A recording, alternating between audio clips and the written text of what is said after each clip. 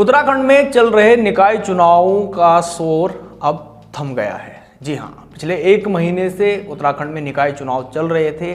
आज यानी कि 21 जनवरी को शाम 5 बजे जो चुनाव प्रचार होना था उस पर रोक लग गई है, क्योंकि 23 जनवरी को मतदान है और मतदान से 48 घंटे पहले ही जो चुनाव प्रचार है वो रोक दिया गया है। चुनावी जो शोर है, आप जिस भी गली मोहल्ले में इन दिनों उत्तराखंड के तमाम नगर निगमों में, नगर पालिकाओं में, नगर पंचायतों में जिस भी गली में आप जा रहे थे तो आपको प्रचार वाहनों पर लगे लाउड स्पीकर का कोलाहल जरूर सुनाई देता रहा होगा। लेकिन अब अगले चुनाव तक वो शोरगुल थम गया है, लेकिन जो चुनाव का खेल है वो अब शुरू हुआ है। इसके बारे में हम विस्तार से बात करेंगे। नमस्कार, आप देख रहे हैं बगछट और मैं हूं आपके साथ शोभन सत्य सिंह नेगी। उत्तराखंड में चल रहे निकाय चुनाव काफ़ी दिलचस्प होते जा रहे हैं। बीते 1 महीने से तमाम जो नेता हैं उनके बयानों को आपने सुना है। कई प्रकार के बयान आपने सुने हैं, चाहे वो भाजपा के बयान हो, कांग्रेस के बयान हो, निर्दलीय के बयान हो। इस दौरान चाहे वो हाई वोल्टेज ड्रामा भी हो, वो सब आप लोगों ने देखा। और तमाम जो मत्थापच्चीती प्रत्याशियों की जो प्रचार में जा रहे थे वो प्रचार अब आज यानी कि 21 जनवरी की शाम को थम गया है।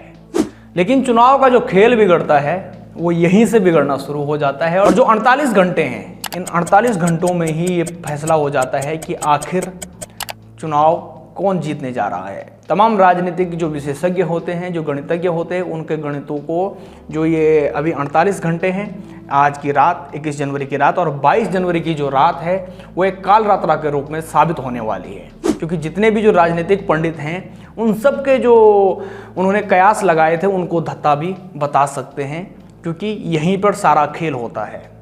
लेकिन इससे पहले हम बात करते हैं चुनाव को लेकर। चुनाव में आपने काफ़ी बयान सुने। ऋषिकेश सबसे दिलचस्प रहा।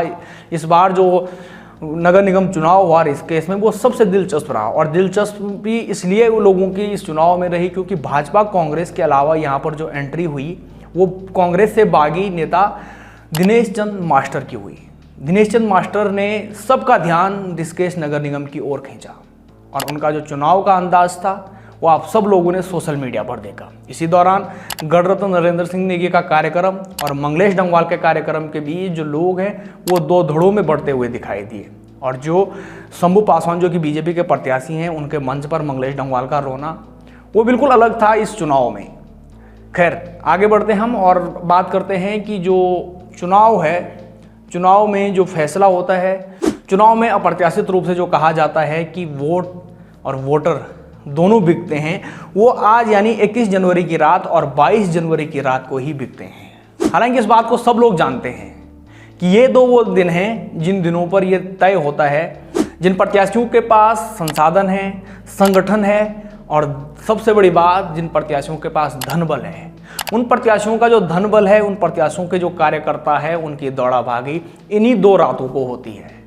सब लोग जानते हैं कि अक्सर कहा जाता है कि वोट दारू में बिक जाता है, वोट नोट में बिक जाता है।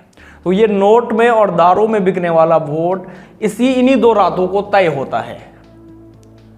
हालांकि इस बात को खुलकर कोई नहीं कहता, लेकिन ये सच्चाई है और सब लोग इस सच्चाई को जानते हैं कि जो असली खेल है, पूरी जो 1 महीने जो प्रचार था वो एक तरफ, और 21 जनवरी और 22 जनवरी की रात जो खेल होने वाला है या खेल होता है हर चुनाव में, वो इन्हीं 2 रातों को होता है। और यही 2 रात, इन्हीं 2 रातों की जो संघर्ष है, इन्हीं 2 रातों का जो श्रम है वो चुनाव को निर्णायक बना लेता है।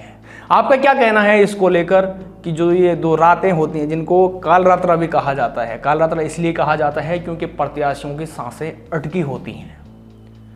प्रत्याशी दौड़ भागी में लगे रहते हैं कि कहाँ से किन वोटरों को लुभाएं। ये सब इन्हीं 2 रातों को तय होता है। और इन्हीं 2 रातों के वोट के बाद 23 जनवरी को मतदान होना है और 25 जनवरी को जो मतदाता हैं उन्होंने जिनको चुना है उनके भाग्य का फैसला होना है। और जो मतगणना है वो 25 जनवरी को होगी। उसके बाद पता चलेगा कि किस नगर पालिका को कौन सा अध्यक्ष मिला, किस नगर निगम को कौन सा मेयर मिला और किस नगर पंचायत को नगर पंचायत अध्यक्ष मिला है। ये तमाम जो अपडेट हैं वो हम आपको देते रहेंगे। आप हमारे साथ बने रहिए और अपनी राय कमेंट बॉक्स में लिखना ना भूलें। धन्यवाद।